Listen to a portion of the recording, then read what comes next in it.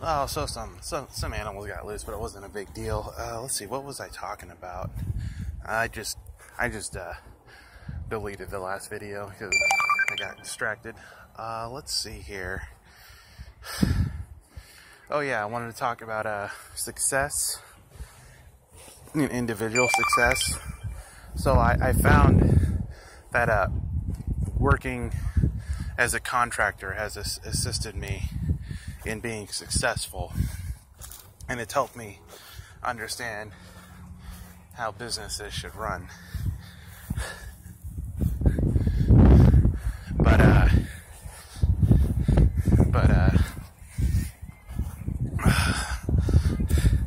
contracting is kind of a kind of an agreement between your company and the client that you go out and perform said work. It wasn't very popular until Microsoft laid off 30,000 people. Then, of course, the healthcare bill passed, and then employers were looking for a way around it, and contracting seemed like a good fit for companies that didn't want to hire people on full-time, but still needed full-time employees there. So I'm a contractor myself, and then I try to have a very successful attitude. I try to help users. I try to help anybody I can, really. Anybody who asks for assistance, I try to assist them. Doesn't matter if they're a judge, a clerk, a standard person, public people. I try to assist them any way I can. And so we've had one guy who has multiple absences, and it's been very tough on the productivity of the client, because we have a help desk that's supposed to be manned at all times. So he wasn't there one day out of this week, and I had to manage the help desk remotely, which in itself is not very difficult. But I had to call up users and let them know it wasn't on site and the issues that I had to fix. I had to wait till I got back, and that's not really good for the client. It's not good for the company, and it's really hard and stressful on everybody. Of course, I'll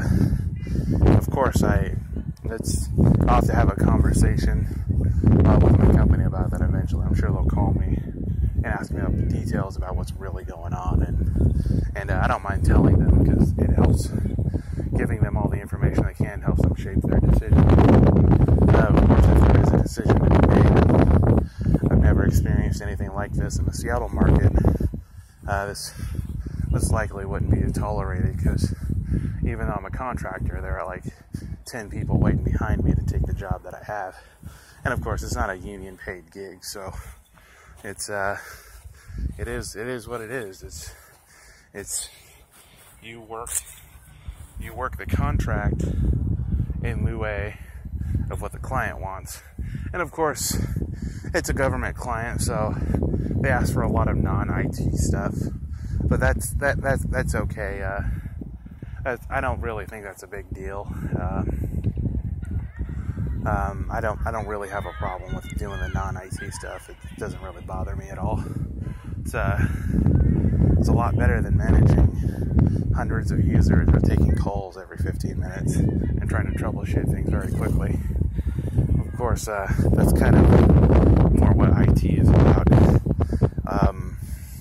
You have the initial 10%, which is the stuff you see on television, like the apps and all the stuff that's like changing the world amazingly.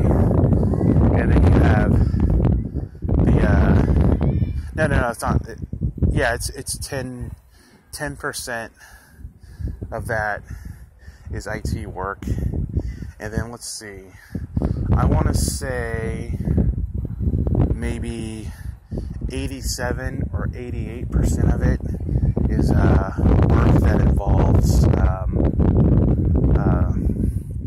maintenance or keeping technology up and running during production hours, or educating users, or working with users, or even disturbing users' work environments to get stuff done, because that's just the only time frame you have to get it done. So, I mean, you got to be able to speak up and talk about stuff. And and that's like 87%. I want to say the other 2% is startup companies in technology. This would be I think it's Peter Thiel. I could be wrong about that name, but this would be like the Thiel stuff or the Tesla stuff, where you start up a company, you get it productive for like six to 8 months, and then you sell that tech company, and that's where all the actual revenue comes in to then reinvest again. And of course, there are people who give talks on this stuff, but it's like unless you're starting out with a huge revenue stream or a huge amount of income, it's really hard to do startup businesses, because it's just about the startup. It's not about the business. The business is the product, and starting up is where the revenue comes in after you started it up for 8 to 9 months and sell it. That's where the revenue comes in. And of course, it's got to be like one of those businesses that's a new and unique idea, or a new spin on an old idea for it to work. So yeah, that's that. It's just really bright to look into the light here. So yeah, that's my spiel on business. Individual success depends on the individual himself. It depends on your attitude. It depends on if you can segregate yourself from the reality that is the world around you.